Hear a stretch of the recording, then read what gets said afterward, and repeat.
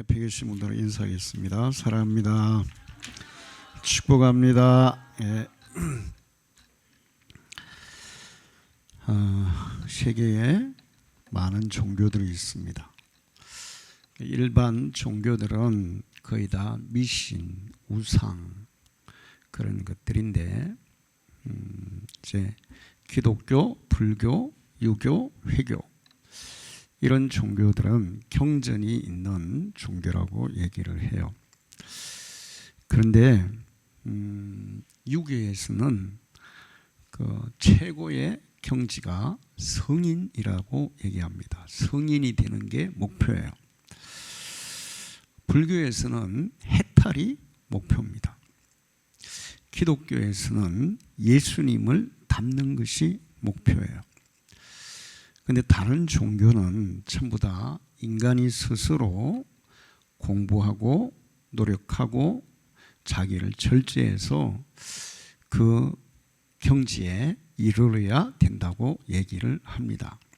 그런데 그런 경지를 얘기했던 사람들조차도 거기에 한 사람도 도달한 사람이 없어요. 공자도 성인을 얘기했지만 본인이 성인의 경지에 도달하지 못했습니다. 석가가 해탈을 얘기했는데 과연 그가 해탈의 경지에 도달을 했느냐, 거기에 대해서는 의문을 가질 수밖에 없어요. 그런데 예수님은 그런 걸 얘기하지 않고 예수님을 닮으라고, 예수님처럼 되라고 그렇게 말씀하셨어요. 예수님이 기준입니다. 그래서 제가 요즘 그 책들을 보면서 예수님은 석가나 공자나 소크라테스나 모하메드나 이런 분들하고는 비교를 할 수 없는 분이다. 왜 그런가 하면 그런 분들은 이 세상에서 그 경지에 도달하기 위해서 엄청 노력을 했지만 도달하지 못한 사람이에요. 그런데 예수님은 예수님의 경지, 그러니까 완전 초월적이고 성인이나 해탈 그거를 뛰어넘는 그런 완전한 경지인데 그것을 위해서 노력하거나 그걸 위해서 발전해 갈 필요가 없는 처음부터 그 경지에 계셨던 분이에요. 그러니까 다른 사람들하고는 차원이 다른 분이에요. 예수님은 그 경지에 도달하기 위해서 노력할 필요가 없어요. 왜 그런가 하면 처음부터 그 경지에 계셨던 분이기 때문에. 왜 그런가 하면 그분은 하나님이 사람이 되신 분이기 때문에 어떤 노력이 필요 있는 분이 아니에요. 그래서 예수님이 하신 말씀을 보면 나는 부활이요, 나는 생명이요, 나는 빛이요. 그러면서 예수님의 그 경지 자체가 이 세상에 사람들이 추구하는 경지를 초월하고 있는 것을 보여주고 있습니다.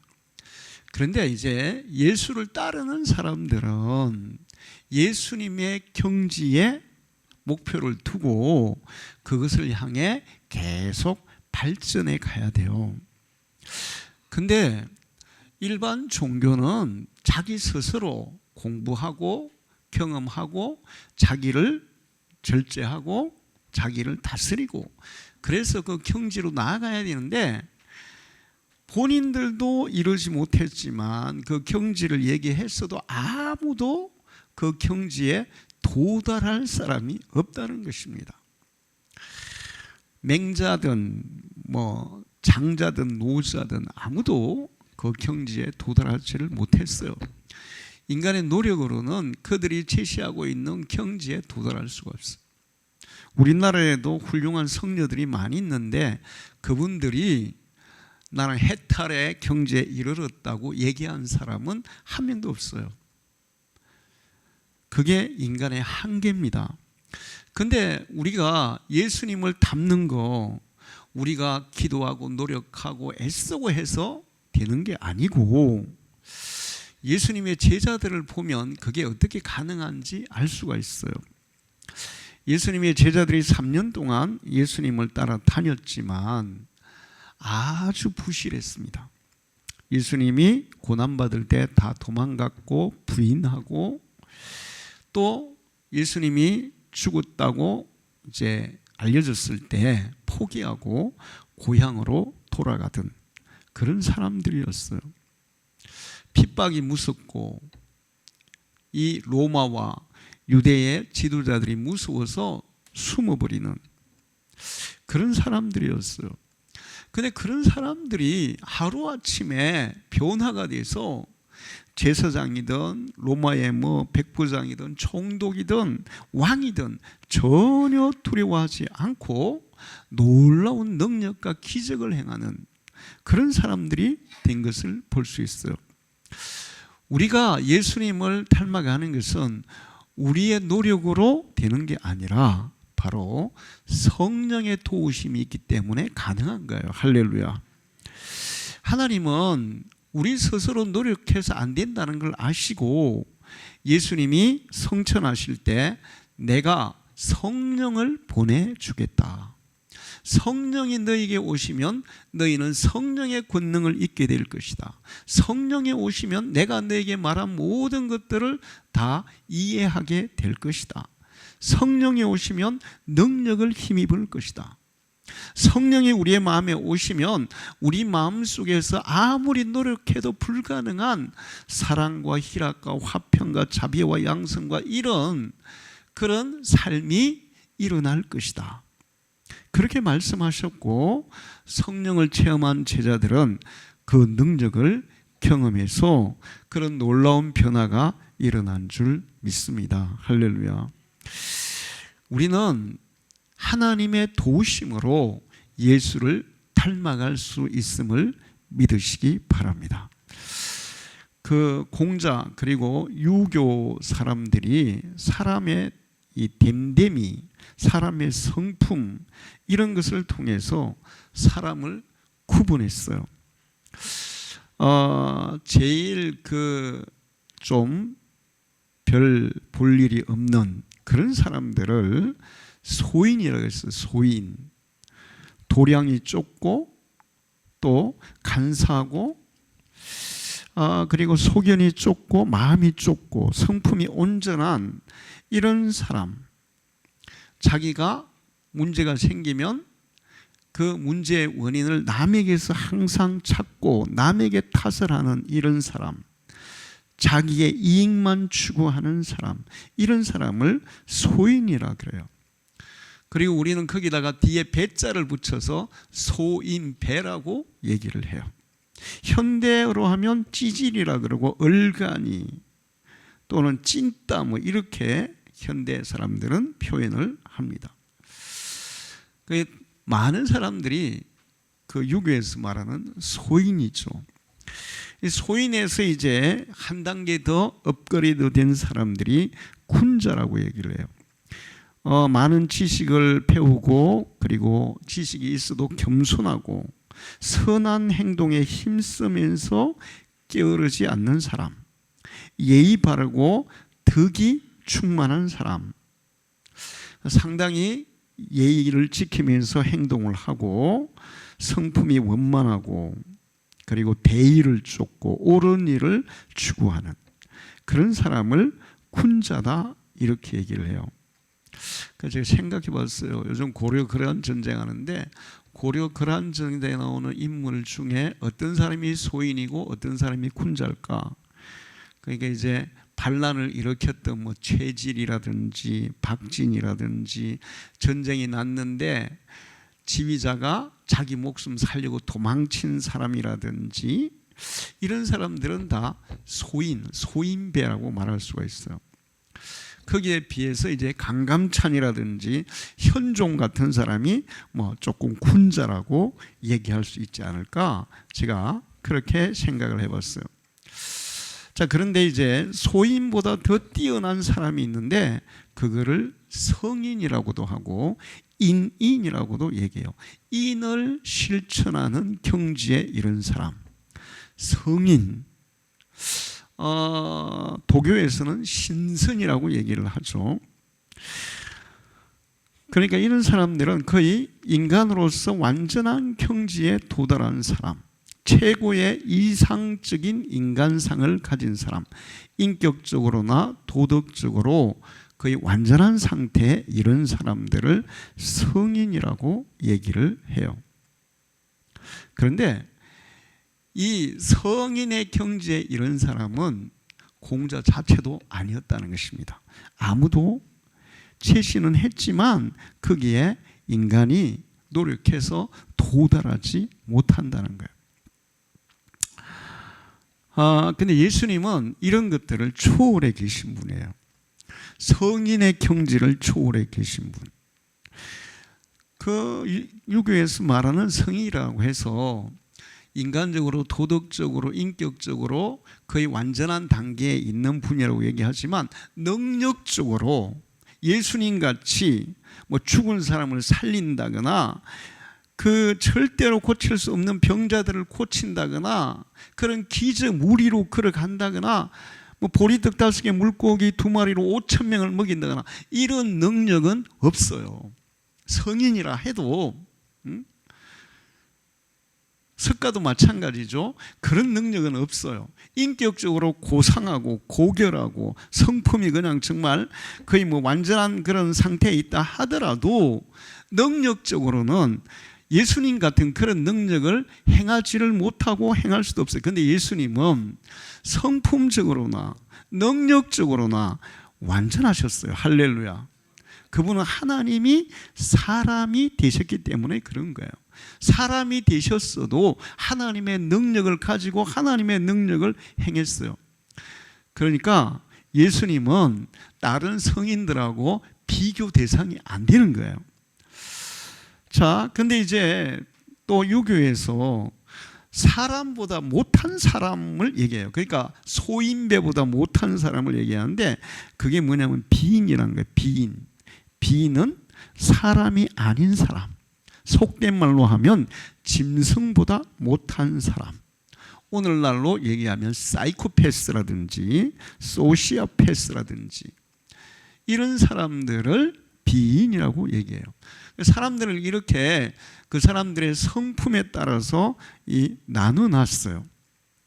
그러면서 이제 성인을 향해서 발전해 가야 된다. 이런 것들을 제시해 놨습니다.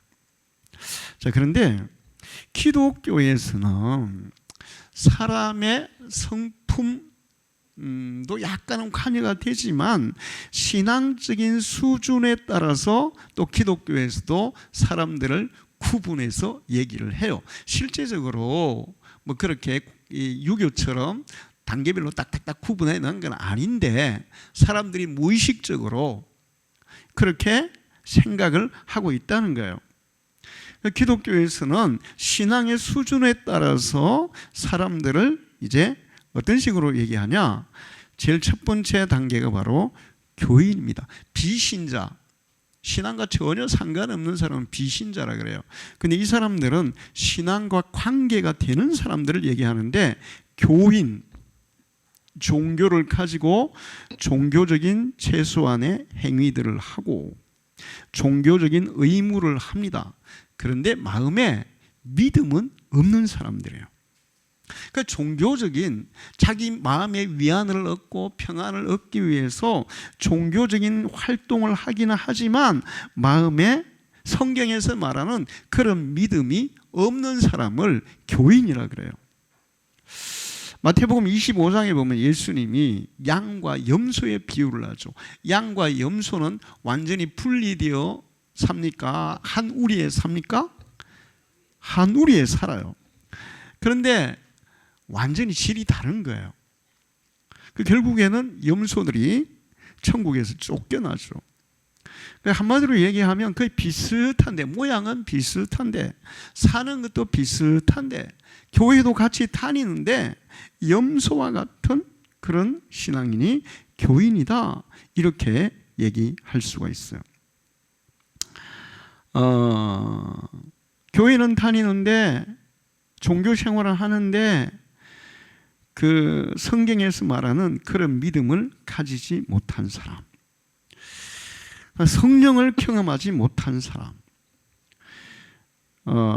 그리고 또 이런 사람을 뭐라 하면 성경에서는 이런 사람들은 당을 짓는 자며 육에 속한 자며 성령은 없는 자니라.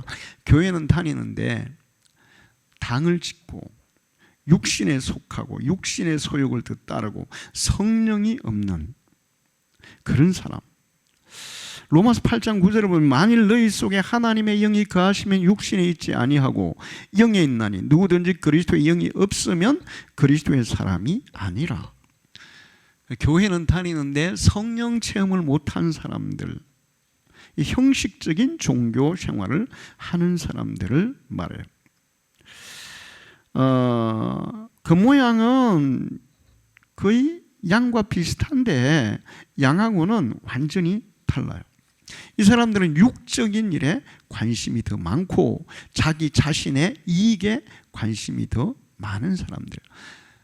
신앙의 목표가 자기 목적, 자기 이익, 자기 욕심을 이루는데 목적이 있어요. 그래서 이런 사람들은 위조 지폐 같은 사람이다, 그런 얘기를 해요. 그 모습은 똑같은 것 같은데 실제로 위조 지폐는 돈의 가치가 전혀 없는 거예요. 그래서 이런 사람들은 다음에 천국의 문 앞에 서면 다 분리가 된다는 거예요. 드러난다는 거예요. 위조 지폐가 은행에 들어가면 이게 진짜 지폐인지 위조 지폐가 분별해. 위조 지폐는 전부 다 어떻게 할까요? 폐기 처분하는 거예요. 그러니까 교인들은 천국 문 앞에 가서 진실이 드러나서 너는 가짜 신자였어. 그래서 이제 폐기 처분된다는 겁니다. 얼마 전에 그 조사를 했어요. 기독교 단체에서 우리나라에서 교인들이 몇 프로 정도 될까? 그랬더니 교인들이 한 10명 중에 4명이라는 거예요. 교회 다니는 사람 중에 교인이라고 얘기하는 사람이 10명 중에 4명 정도 된다는 거예요. 그 명목상 교인, 그냥 종교 생활을 하는 사람. 이런 사람들은 교회를 나오는데 매주 안 나와요. 그러니까 필요할 때 나오고 자기가 바쁘고 자기 볼 일 있으면 자기 볼 일 보는 거예요. 그리고 이 사람들이 교회를 나오는 목적은 자기 마음의 위안, 물질적인 축복, 이런 것들을 추구해서 교회를 나온다는 거죠. 구원의 확신이 없어요. 그러다 보니까 전도 같은 거는 하지를 않죠. 그 다음에 또 자기의 이웃들이나 동료들 직장에서 자기가 기독교인이라는 것을 감추면서 사는 사람들이에요.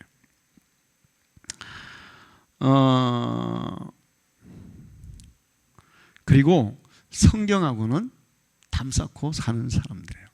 교회에 와서 예배 드릴 때 그 읽을 때만 성경을 보지 평소에는 전혀 성경을 보지도 않고 생각도 안 하는, 자기의 삶과 성경은 전혀 무관한, 지금 절에 다니시는 분들이 거의 다 뭐 평소에 불경을 뭐 암송을 하고 불경을 실천하고 이런 사람이 있습니까? 없죠. 이 교회 나오는 교인들도 그렇다는 거예요. 성경하고는 상관없이 사는 겁니다. 그래서 결국에는 이런 사람들은 천국에도 상관이 없는 사람이 된다는 거예요. 그 다음에 이제 한 단계 발전한 사람이 신자예요. 신자. 종교를 믿는데 마음으로 믿어요. 종교적인 의무도 해요. 신앙을 가지고 하나님을 인정하고 살지만 하나님의 말씀과 하나님의 뜻을 실천하려고 하는 게 아니라 믿기는 하는데 자기 뜻대로 사는 사람들이에요. 그리고 이 사람들도 역시 세상적인 축복을 더 추구합니다. 천국도 인정하고 구원도 인정하고 예수님도 인정은 해요. 그런데 그분의 뜻을 이루기 위해 산다거나 그분의 뜻을 따라 산다거나 그런 게 아니라 믿고 인정은 하는데 자기가 주인이고 자기 뜻대로 사는 사람들이에요. 하나님의 나라가 자기를 통해서 이루어지거나 또 하나님의 뜻이 이루어지거나 이런데 크게 관심이 없습니다. 그렇다고 믿음이 없는 건 아니에요. 이 사람들은 믿음은 있어요. 한마디로 얘기하면 믿음은 있지만 인격적인 변화가, 믿음을 통한 인격적인 변화가 일어나지 못하는 사람들이에요. 제가 그런 얘기들을 많이 들어봤는데, 회사의 사장님인데 교회에서 정말 잘하신대요. 엄청나게 잘하신대요. 그 신자들이 와, 장로님, 우리 장로님 막 정말 신앙생활 잘하신다고 하는데 회사에서 직원들의 월급은 잘 안 주는 거예요. 그 직원들의 월급은 떼먹거나 막 굉장히 또 인색하게 주거나, 그런 사람들은 교인이라고밖에 얘기할 수 없다는 겁니다. 그 다음 단계가 뭐냐 하면 이제 제사라고 얘기하고 성도라고 얘기해요. 예수님의 말씀을, 믿음을 가지고, 마음속에 진실한 믿음을 가지고 예수님의 말씀을 실천하며 사는 사람들이에요. 이 사람들은 구원의 확신과 구원의 감격이 있습니다. 하나님이 자신을 구원해 준 은혜에 대해서 감격이 있어요. 그리고 살아가면서 하나님이 나에게 주신 이 구원의 은혜를 어떻게 보답할까, 어떻게 갚을까, 어떤 사람들에게, 다른 사람들이 어떻게 실천할까, 그런데 관심을 두고 사는 사람들이에요. 삶의 목표가 신앙을 통해서 자기 이익을 얻는 것이 아니라 삶의 목표가 나의 삶을 통해서 어떻게 하면 하나님의 뜻을 이룰까, 그런 것들이 삶의 목표예요. 그 다음에 예배를 통해서, 기도를 통해서 점점 우리의 인격과 우리의 삶이 예수님을 닮아가는 변화를 경험하는 사람들이에요. 이거를 성화의 과정이라고 얘기하는데, 그렇게 성화의 과정을 경험해 가는 사람들. 예수님은 마태복음 28장에 모든 족속에게 복음을 전해서 그들을 교인으로 만들려고 그랬어요. 아니면 신자로 만들려고 그랬어요. 제자로 만들려고 그랬어요. 제자로 만들려고 그랬어요. 제자로. 예수님을 믿고 그 모든 삶이 하나님을 위해서 드려지면서 그 인격과 성품과 삶이 예수를 닮아가는 그런 사람이 되라고 말씀하고 있어요. 그래서 오늘 성경 말씀에 예수를 그리스도의 장성한 분량이 충만한 데까지 이르리니 오직 사랑 안에서 참된 것을 하여 범사에 그에게까지 자랄지라. 그는 머리니 곧 그리스도라. 이것을 향해 발전해 가는 사람들을 제자다, 성도다, 그렇게 말씀하고 있습니다. 저는 우리 방주교회 성도들이 교인이 아니고 그냥 신자가 아니라 성도가, 제자가 되기를 축원합니다. 우리 한국 교회가 지금 계속 쇠퇴한다고 얘기를 해요. 우리 지방에도 올해 총회 대의원이 8명에서 7명으로 줄었어요. 대의원은 세례교인 숫자를 가지고 정하는 거예요. 세례교인 800명당 지방에서 대의원을 1명을 파송해요. 그런데 올해 우리 지방에는 8명을 보내다가 7명으로 줄었습니다. 8명이면 6,400명이죠. 세례교인이 7명이면 몇 명이에요? 5,600명으로 줄었다는 거예요. 800명 정도가 줄었다는 거예요. 근데 우리 지방에는 굉장히 양호한 거예요. 이게 줄은 게 그래도 한 20년에 걸쳐서 줄은 게 지금 800명이 줄었죠. 다른 지방에는 어떤지 아세요? 요 몇 년 사이에 대의원 막 10명씩 파송하던 지방에 대의원 2명밖에 안 돼. 경남 서지방에도 교회 숫자는 우리보다 2배가 많아요. 그런데 대의원은 4명인가 밖에 안 돼요. 옛날에는 더 많았거든요. 그 4명이면 세례교인이 얼마나 하는 거예요? 3,200명. 그렇게 막 그래 세례교회 이렇게 줄고 있는 거야. 그 우리 교단 전체적으로 보면 옛날에는 대의원이 막 1000명씩 그랬는데 이제는 700명 이렇게 줄었어요. 전체 대의원이. 세례교회 준다는 거죠. 세례교회만 줄으면 또 괜찮은데 심각한 게 뭘까요? 주일학교가 없는 교회가 너무 많고 점점점 줄어들고 있다는 것입니다. 우리 지방에도 제법 이제 어른들은 신자들이 뭐 제법 많은 교회들이 있어요. 그런데 주일학교 숫자를 들어보면 우리보다 더 작아요. 신자가 뭐 200명, 300명 되는데도 그 어떤 데는 없어요. 아주 이게 심각한 거예요. 그리고 교회에 또 뭐가 없을까요? 주일학교 아이들도 없지만 더 심각한 게 있어요. 뭘까요? 교회의 허리 역할을 해야 되는 청년들이 없다는 거죠. 이게 이제 청년들이 줄어드는 것도 문제가 있는데 청년들의 의식에도 문제가 있어요. 청년들이 자기가 섬기는 교회에서 교회를 든든히 세워서 교회를 부흥시키고 그리고 주일학교를 부흥시키고 청년회를 부흥시켜야 되는데 그런 데 관심이 있는 게 아니라 청년이 많은 교회에 가가지고 그 청년들과 함께 그냥 신앙생활을 즐기려고 하는 거예요. 그렇게 하면 교회가 세워질 수 있는, 그거는 성도의 자세가 아니에요. 내가 섬기는 교회, 내가 차려한 교회를 내가 세워서 이 교회의 청년회를 부흥시키고 장년을 부흥시키고 주일학교를 부흥시키고 그리할 때 하나님의 나라가 세워지는 거지.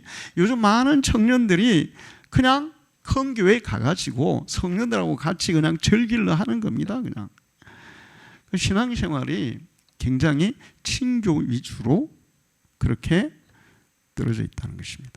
그래서 이제 교회가 점점 약화되고 줄어들고 있어요. 그런데 이런 원인의 가장 큰 원인은 뭐냐? 바로 교회에 제자가 없기 때문에 그래요. 성도가 없기 때문에, 교인들만 있기 때문에 그래요. 제가 가끔가다 그런 얘기를 이 인터넷에서 봤는데, 교회를 막 반대하고 안티 기독교이라 그러죠. 그런 사람들이 막 댓글을 쓰면 교인들 진짜 밥맛이야, 기분 나빠. 아니 교회 다니는 사람들 보면 정말 잘 살고 교회 가가지고 막 건강도 막 회복하고 또 막 교회 가가지고 뭐 사업도 잘 되고 막 직장도 잘 취직도 잘하고 막 그런 사람들은 많아. 그런데 인품이 꽝이야. 응? 예수 믿는 사람이 전혀 사람들에게 보울이 안 돼. 그래서 기분이 나빠 이렇게 얘기하는 거예요. 교회 와가지고 그런 현실적인 축복은 받았는데 예수를 닮아가는 그런 성도의 모습으로 변화가 안 일어나니까 안 믿는 사람들이 기분이 나쁜 거예요. 예수 믿는 사람들이 예수님을 닮아가는 모습들을 보인다면 그 사람들은 예수 믿는 사람이 잘 되는 걸 보고 우러러 보게 될 것입니다. 할렐루야. 야, 저 사람은 정말 예수를 믿더니 저렇게 삶이 달라졌어. 저렇게 인품이 고상해졌어. 저 사람 정말 옛날에 안 그랬는데 교회 가서 예수 믿더니 완전 새 사람이 됐어. 정말 본받고 싶은 사람이 됐어.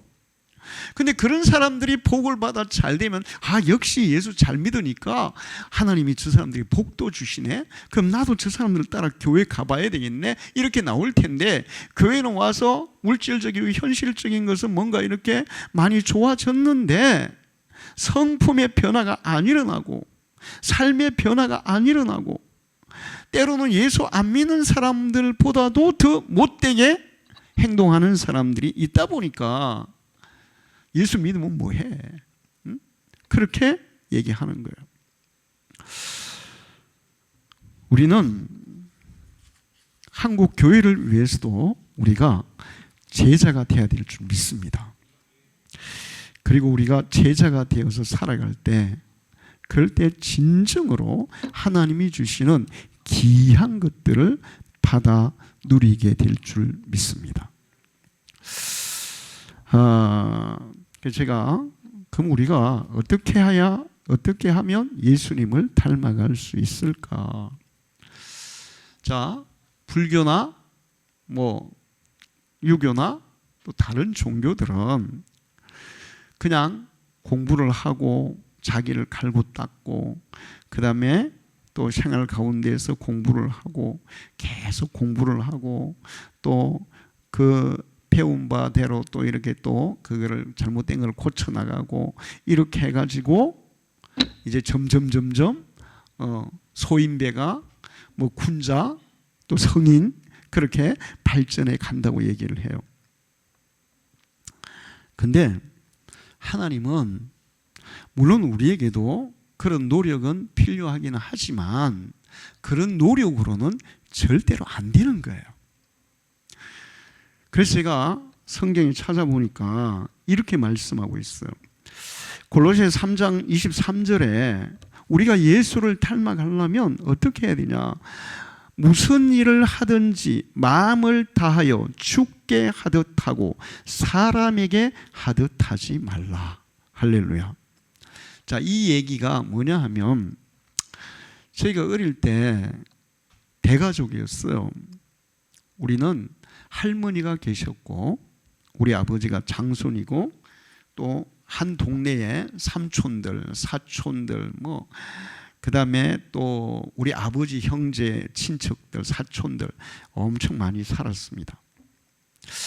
근데 우리 할머니가 계실 때 단 한 번도 우리 아버지 형제들이 우리 집에 모여서 목소리를 크게 하는 것을 보지를 못했어요.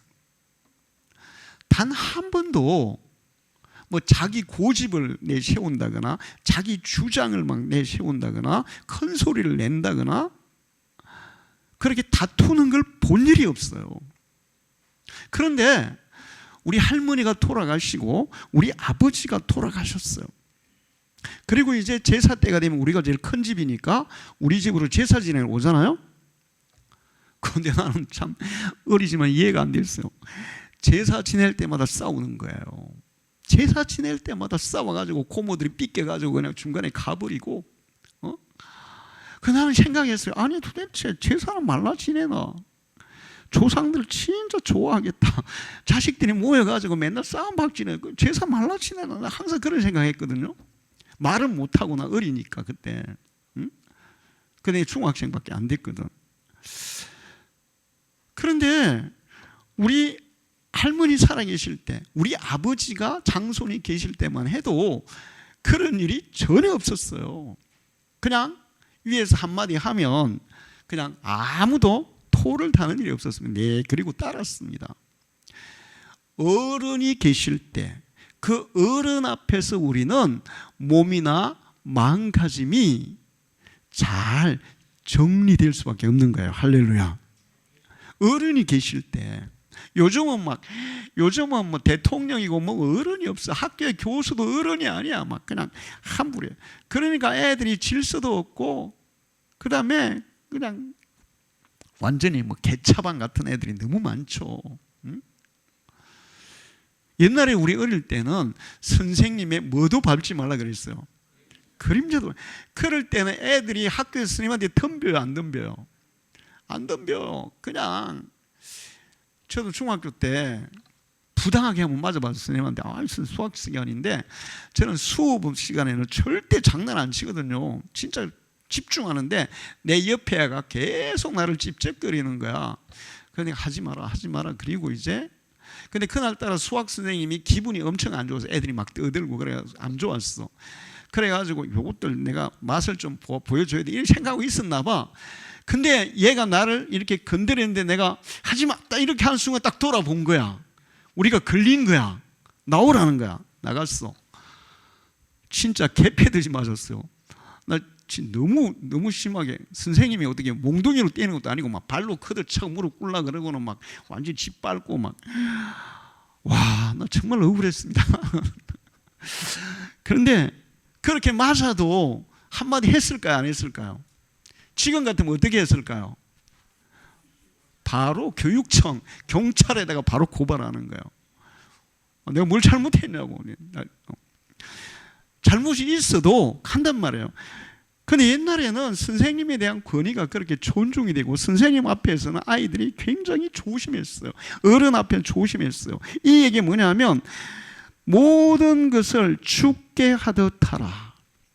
예수님 앞에서 사람들을 대할 때 예수님 대하듯이 하라. 일을 할 때도 이게 예수님의 일인 것처럼 하라. 이렇게 말씀하고 있는 거예요. 그러면 우리가 내가 막 이거 막 예를 들어서 이제 도덕 시간에 배웠어요. 이렇게 실천하라고 배웠어요. 도덕 시간에 배웠지만 요즘 아이들이 학교에서 윤리 도덕 배워요, 안 배워요? 지켜요, 안 지켜요? 안 지킵니다. 배우고 아무 소용 없어요. 그런데 옛날에 우리 그 할머니 할아버지 살아계시고 그럴 때 그 어른들 앞에서는 부부도 안 싸우고 자식들도 안 싸우고 또 자식들도 뭐라 하지도 않았어요. 제가 어릴 때 생각해 보니까 가끔 가다가 저는 원래 모범생이었는데 가끔 가다가 말썽을 부리는 데가 있었어요. 그러니까 윗집에 애가 엿장소가 엿사러 왔는데 우리 집을 통과해가 가야 됐거든.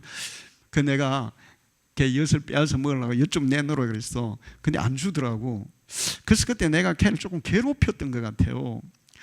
근데 걔가 허벅지를 다친 거야. 나는 지금까지도 그게 이해가 안 되는데 나는 걔 허벅지를 다치기는 안 했어. 근데 그 허벅지를 다쳐가지고 상처가 나가지고 병원에 다녔는데 내가 그랬다 그래가지고 병원비를 우리 집에 다 물어줬거든요. 근데 그때 제가 이제 뭐 사실이든 아니든 간에 그렇게 됐다 하니까 나 어떻게 해야 되겠어요? 혼나야 되겠죠. 근데 혼이 안 났어요, 별로. 우리 할머니가 딱 지켜보고 계시니까 우리 아버지가 혼을 못 내시더라고요. 우리가 어른 앞에서 우리의 행동을 그냥 자동적으로 조심하게 되는 거예요. 그러면 윤리 도덕 시간에 배운 것보다 훨씬 더 수월하게 훨씬 더 확실하게 우리가 옳은 것을 실천할 수 있을 줄 믿습니다. 우리가 사람들을 대할 때 예수님 앞에서 예수님처럼 대하고 일을 할 때도 주의 일이라고 생각하고 그렇게 한다면 우리는 우리의 삶에 우리의 인격에 변화가 일어날 줄 믿습니다. 예수님은 마가복음 9장 27절에 누구든지 내 이름으로 이런 어린아이 하나를 영접하면 곧 나를 영접함이요. 어린아이 하나를 대할 때도 누구처럼 대하라는 거예요? 예수님처럼 대하라는 거예요.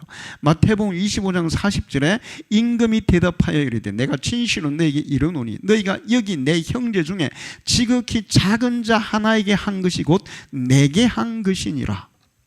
높은 사람, 부유한 사람, 잘난 사람이 아니라 정말 아주 보잘것없는 그 사람들을 예수님이라고 생각하고 대할 때, 그럴 때 사람들이 우리를 저 예수 믿는 인간 저거 정말 밥맛이 이렇게 얘기하겠어요. 야, 저 사람 참 훌륭해 그렇게 얘기하겠어요. 응? 그런 사람들을 예수님이라고 생각하고 대한다면 우리가 얼마나 그 사람들을 존중하고 얼마나 그 사람들에게 공손하게 대하겠습니까? 얼마나 겸손하게 대하겠습니까? 우리가 예수를 닮아갈 수 있는 길은 무엇을 하든지 누구를 대하든지 예수님이라고 생각하고 예수님의 일이라고 생각하고 하게 되면 우리의 삶에 분명한 변화가 일어날 줄 믿습니다.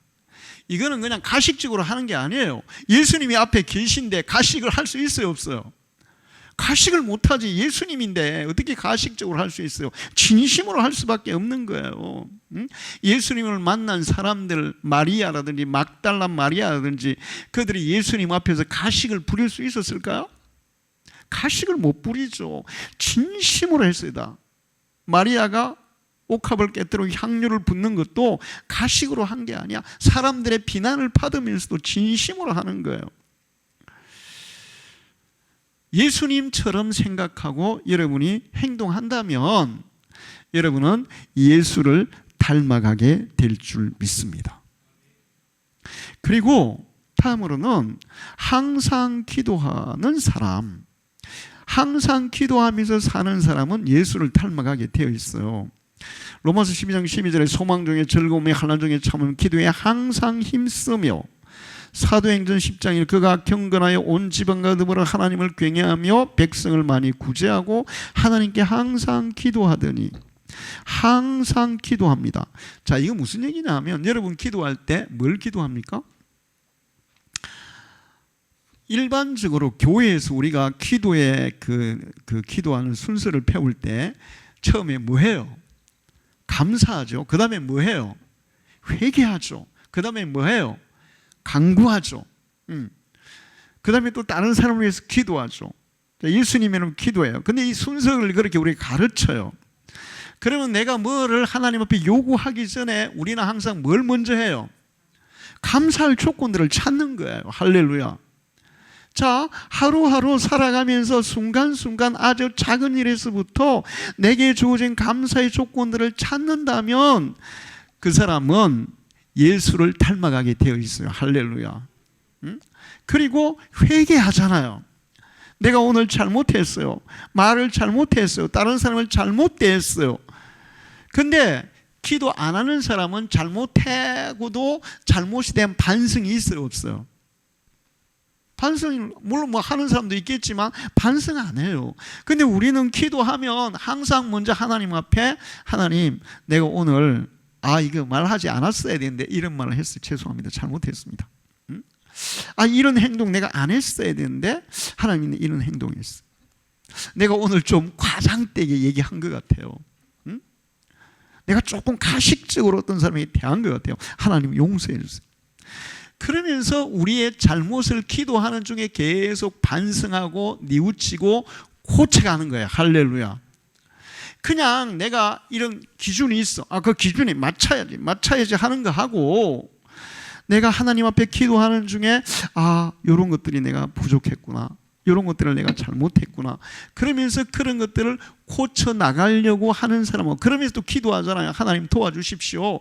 내가 이거를 고치고 싶은데 내 힘으로는 좀 아직 부족한 것 같아요. 주님이 좀 도와주십시오. 그러면서 하나님의 도움을 구하면 하나님이 또 도움을 주세요. 할렐루야. 성령이 도움을 주세요. 마가복음에 보면 그 귀신들 간질한 애를 데려왔어요. 예수님이 믿는 자는 능치 못할 일이 없어, 믿어. 그리고는 그 아이를 고쳐줍니다. 근데 그 부모가 예수님께 그래요. 예수님, 제가 믿습니다. 근데 나 믿음 부족한 것 같아요. 내 믿음 없는 걸 도와주세요. 할렐루야. 내가 지금 하나님의 말씀대로 실천하지 못하는 걸 좀 도와주세요. 내가 오늘 이렇게, 저도 있잖아요. 기도할 때 항상 이렇게 먼저 뭐가 생각나냐? 내가 잘못한 게 생각나거든요. 이게 기도하면 할수록 이게 있잖아요. 점점 예민해지는 것 같아요. 예민해지는 게 뭐냐면, 여러분 이제 빨래를 하잖아요. 빨래. 그럼 하얀 옷을 입어서 빨래를 해. 막 이렇게 하얀 옷에 막 덕지덕지 막 먼지가 많이 묻어 있고 때가 많이 묻어 있으면 빨아도 처음에는 그거 별로 막 표시 안 나요. 근데 빨았어. 깨끗하게 빨았어. 그러니까 계속 이제 빨았어. 그래가지고 이게 깨끗해지면 깨끗해질수록 작은 때가 묻어도 표 나요, 안 나요? 표가 나요. 그런 걸 느끼는 거예요. 우리가 하나님 앞에 기도해요. 또 회개해요. 근데 계속 그렇게 하다 보면 옛날에는 대수롭지 않게 생각했던 것들이 이것도 내가 잘못한 거네. 이런 것도 내가 조심했어야 되네. 작은 때가 묻어도 하나님 죄송해요. 내가 이거 내 지난주에도 그런 일이 한 건이 있었어요. 사실 어떻게 보면 별거 아니에요. 그런데 하나님 조금 때가 묻었는데 하나님 죄송해요. 내 이것도 이제 이렇게 하면 안 되네. 이것도 하면 안 되는데 하나님 죄송해요. 그러면서 회개하게 되더라고요. 예수를 믿는 사람들이 예수를 닮아가는 것은 항상 기도하면서 나 자신의 잘못을 회개하고, 그리고 반성하고, 또 고치고, 또 하나님의 도움을 구해서 하나님의 도우심으로 고쳐나가고, 그렇기 때문에 가능한 거예요. 할렐루야. 우리가 주님을 닮아가려고 하면 기도를 쉬면 안 돼요. 할렐루야. 많은 사람들이 기도 그러면 내 목적을, 내가 원하는 것을 이루기 위해서 이거 달라고 이렇게 기도하는데, 여러분 사실 기도의 경지가 올라가면 달라는 것은 기도 안 돼요. 저도 요즘 벌써 몇 년 전부터 저 자신을 위해서 기도할 때 주세요. 돈 좀 주세요. 좀 주세요. 이런 거 기도가 안 되더라고요. 딱 한 가지만 기도해요. 하나님, 제가 주님의 뜻을 알기 원해요. 그리고 주님의 뜻을 따르기를 원합니다.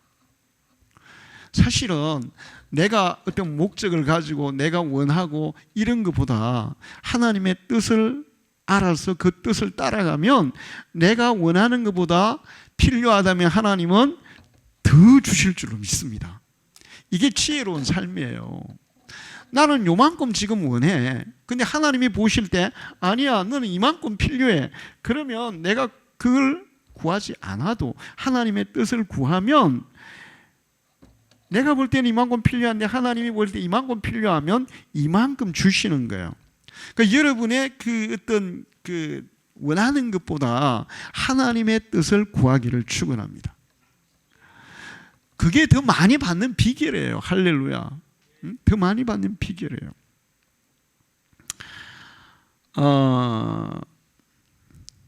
그래서 예수 믿는 사람들이 예수를 닮아가게 되려면 항상 기도해야 된다는 거죠. 그러면서 우리의 잘못을 반성하고 회개하고 하나님의 도움을 구해서 고쳐나가고, 또 하나님의 뜻을 발견해서 그 뜻을 따르려고 하고, 그러다 보면 우리는 점점 예수를 닮아갈 줄 믿습니다. 그 다음에 중요한 것이 날마다 하나님의 말씀을 가까이 해야 돼요. 하나님의 말씀. 히브리서 4장 12절을 보면 하나님의 말씀은 살아있고 활력이 있어 어떤 금보다도 예리하여 혼과 영과 및 관절과 골수를 찔러 쪼개기까지 하며 마음의 생각과 뜻을 판단하나니, 우리의 영과 혼과 관절과 골수까지도 수술하고 고치고 발전시키는 그런 능력이 하나님의 말씀에 있다는 것입니다. 할렐루야. 그러니까 여러분, 말씀을 가까이 하셔야 돼요. 그리고 말씀을 가까이 하는 사람은 적시적시 분별력이 생겨요. 제가 안타까운 거는 목회자들 중에도 그렇고 많은 신자들이 그런데, 하나님의 뜻이 분명히, 성경에는 하나님의 뜻이 다 분명해요. 애매해요. 성경에 애매한 하나도 없어요. 분명해요. 뜻이 분명히 드러나 있어요. 문제는 우리가 그 성경을 모르니까 애매한 거야. 성경을 아는 사람은 다 분명한 거예요. 분명한데 사람들이 애매하게 행동을 해. 그래서 이제 나중에 그걸 애매하게 하면 나중에 큰 문제들이 일어나요. 요즘 우리 교단에서 그런 일이, 심각한 일들이 계속 일어나고 있어요. 너무나 분명한 거야. 이거는 그냥 이렇게 하는 게 당연한 거야. 그런데 그거를 애매하게 해가지고 교단에 엄청난 피해를 주는 그런 일들이 일어나고 있어요. 왜 그럴까? 하나님의 말씀을 생각 안 하는 거예요. 디모데전서 4장 5절을 보면 우리가 예수를 닮아가는 것은 하나님의 말씀과 기도로 거룩하여 짐이라. 하나님의 말씀과 우리의 기도를 통해서 우리가 예수를 닮아가는, 우리의 성품이, 우리의 삶이, 우리의 인격이 변화되는 그런 역사가, 거룩해지는 역사가 있다는 거예요. 할렐루야. 디모데후서 3장 16절에 17절에도 하나님의 말씀은 성령의 감동으로 되어 있기에 우리를 바르게 하고 의로 교육하기 유익하고 하나님의 사람으로 온전하게 하고 모든 선한 일을 행하는 능력을 갖추게 한다. 할렐루야. 예수 믿는 사람들이 일반 불교인이나 유교인들보다 훨씬 더 차원 높게